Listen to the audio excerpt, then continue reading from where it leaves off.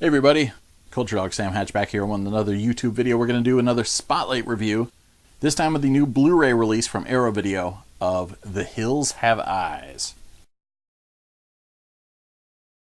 Now, I'll cop to not having seen The Hills Have Eyes in its entirety for quite some time. I know I'd caught it on cable back in the day. It was released in 1977, so I was going to see Star Wars at the time, and I was a little bit too young to go see films about, mutant, cannibalistic dwellers in the hills. And much later I tripped across it, and by that point I'd probably already seen Wes Craven's Nightmare on Elm Street. So it was really cool to have a chance to approach it from scratch, see what all the fuss was about, and see how it looks in high definition. The Hills of Eyes is a really gritty film. It's in a way a throwback to Tobe Hooper's Texas Chainsaw Massacre. And it does have some of the DNA carried over from Wes Craven's Last House on the Left. And he definitely was going for some subversions of typical horror film plot lines, etc. But it is a tale of a family traveling through the middle of nowhere out near Area 51, which is pretty interesting because this film brings up that whole kind of Nellis Air Force Base thing before Area 51 was Area 51. So there's that cool kind of subtext. There's a lot of thematic elements about the army base and who knows what sort of testing done there, mixed with mining and a lot of things going on behind the scenes in this world. But this family with a station wagon and the camper van come cruising through, and they meet this old coot who's at the one gas station out in the middle of nowhere who quickly tells them, keep on moving, pals, because you don't know what's going on out here. And you're introduced shortly to one of the members of this clan that lives out in the hills, and they're pretty sophisticated for mutant creepazoids out there. They use walkie-talkies, they've got tactics. It's almost like someone grabbed a bunch of Vietnam vets and mutated them and then dropped them in the hills and told them to look out for interlopers. So this blissfully unaware family, of course, cruises through, and in a bit of bizarre editing, there's this sequence where the Area 51 fighter pilots are flying really low, and it's kind of edited haphazardly, and it kind of gives you a sense that they're flying so low that it causes the patriarch of the family, Russ Greaves, plays this kind of racist, loud bear of a man.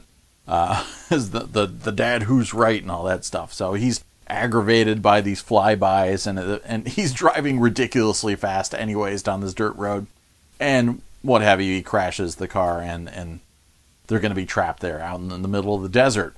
And the film was shot literally in the middle of the desert, which is pretty impressive. You'll find out about that in special features. But they quickly are besieged by these cave dwellers from up on high who have the higher ground. They have the advantage. They have the surveillance equipment. And they're going to start picking off their prey one by one, that sort of thing. And that's when the film starts to really kind of blossom and show its genius, and that this isn't really necessarily a 10 Little Indians retelling. This is Family Feud in the desert, and it's like, in this corner, the Carter family, and in this corner, the mutant cannibals, and then pit them against each other. So it becomes this really interesting match of wits and tactics.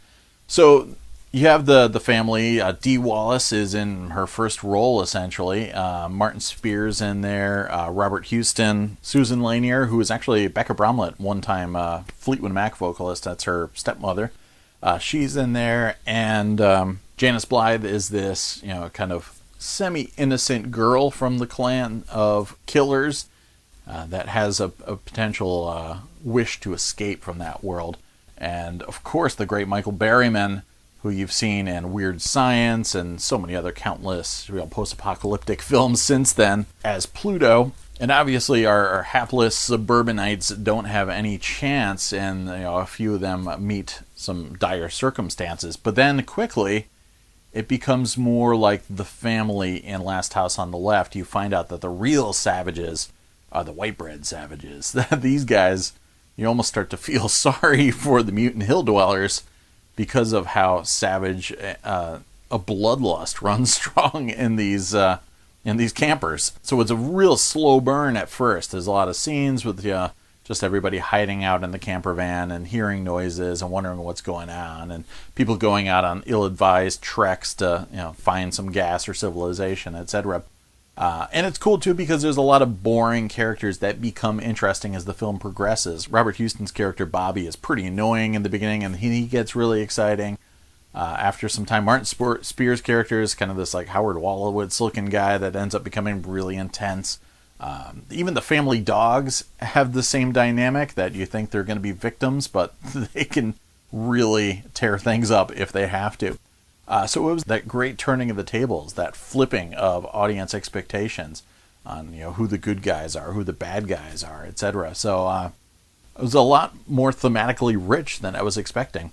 So it was way cool finally sitting down and experiencing The Hills of Eyes, in the best format I could possibly experience in it today, except for seeing it in the theater in 1977.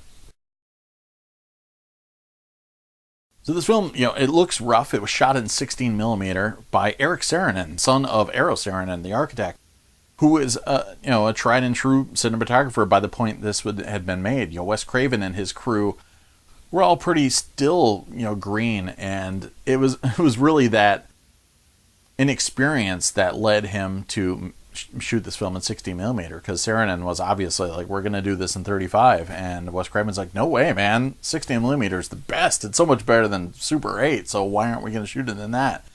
So it was shot, against better judgment in this, lesser format, which really lends it this creepy home movie kind of vibe to it. But I mean, in this high definition format, it's looked the best I've ever seen it look. It does have a kind of like washed out tone at times, and sometimes blacks are very inconsistent and fluctuate. I even saw some weird, like, big darker than black strips down some portions.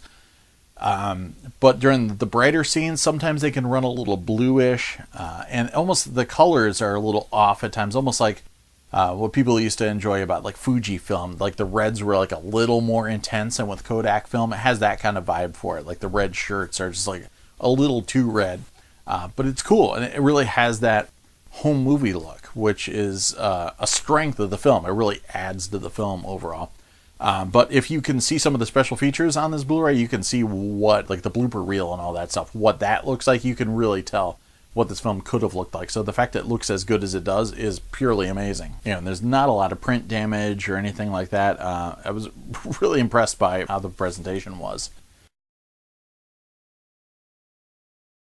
Audio, this is just a mono product, so you're not going to want a 5.1 remix. A film like this, you really just want the sound up front and center and tied to that home movie looking footage. It really wouldn't make much sense to do a big 5.1 remix, so thankfully they didn't. That said, it sounded pretty good. The score was really interesting, and it wasn't like really, really shrill like a lot of older films were. I mean, there is obviously some insane screaming. Susan Lanier becomes like the most annoying woman on earth towards the end of the film as she's screaming like bazonkers. But yeah, it sounded really nice.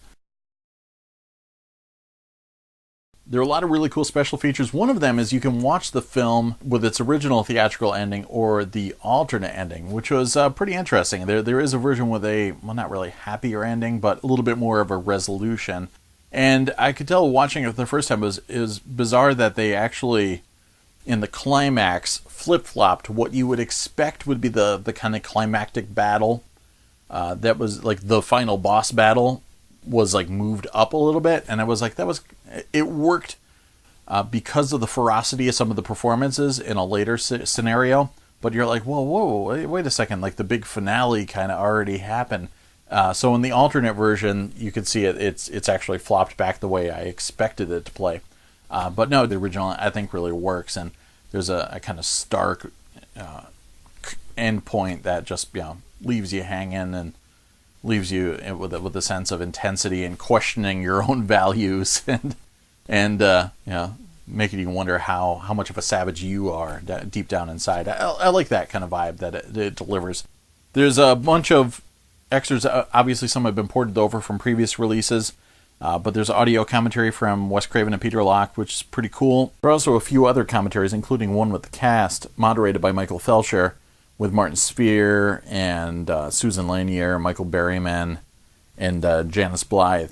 And there's also yet another commentary track from University of Worcester, which is not too far from me, Professor Michael J. Coven, who's written a bunch of books about giallos, etc. And his is pretty fun to listen to because it's less focused on reciting all the same old stories that you can read on the internet, and more talking about the folklore and the true story that inspired Wes Craven to create the film. And he does a good job at realizing that a lot of fans aren't going to necessarily want to listen to a dry professorial info dump, and he does bring some energy to the table and recognizes that he needs to bring some fun into the proceedings along the way. So he does a really good job at that. He does tend to pause a lot, so that may drive you crazy, but I thought that was a pretty illuminating commentary track for sure. There are also some outtakes, about 18 minutes worth, and they're less outtakes than they are a blooper reel. In fact, there's some really funny stuff with the love scene of the film where Dee Wallace just keeps repeatedly nailing her head on the headliner of the station wagon. So, pretty good stuff. There's the Desert Sessions interview with Don Peake, the composer. He's a very energetic speaker. He's really excited to talking about the sessions and how some of the kind of almost computerized noises were made with simple beams and pieces of metal, etc., and were not computerized at all. And talked about just the nature of bringing the characters into the score, about how some of the crazy necklaces that the cannibals, the mutants wore, he would actually get the prop master to bring into the studio so they could use them as percussive elements. That was really cool documentary. It's about 11 minutes long. Then there's Looking Back on the Hills of Eyes, making of documentary with Wes Craven interviews, Peter Locke, Michael Berryman, Dee Wallace, Janice Blythe, Robert Houston, Susan Lanier, and Eric Saarinen. And that's about an hour long, very copious, good, comprehensive. It gives a really good feel, too, for early Wes Craven, his career, where it was going, where he came from, how he got involved in making all these horror films, etc. So it works, beyond just a making of The Hills of Eyes. It's also a bit of a making of Wes Craven feature. Unfortunately, I got a preview copy that's just the burned disc. It didn't come with any of the original artwork or anything, but apparently there is a limited edition booklet with some writings on the film by critic Brad Stevens, and also Edwin Kent doing some writing about it, and some original archive stills, and some postcards and a reversible fold-out poster, etc. On the DVD-ROM content, there's the original screenplay, and apparently it was limited to 10,000 U.S. copies as well. And there's also a reversible sleeve with the original and artwork, and then newly commissioned artwork by Paul Schipper. And then also not listed on the press release I have, there was another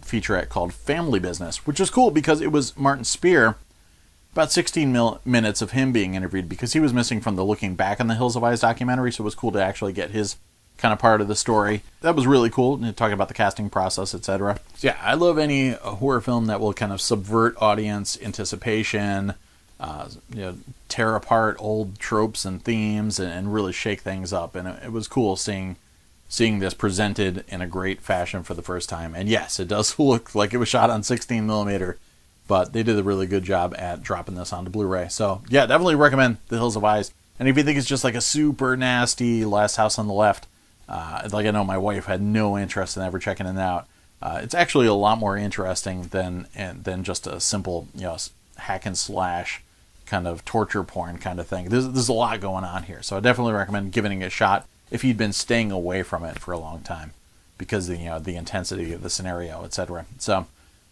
cheers, everybody. Thanks for hanging out and talking about Blu-rays, and I'll be back with some more reviews, more Laserdiscs, and all that usual stuff. Cheers.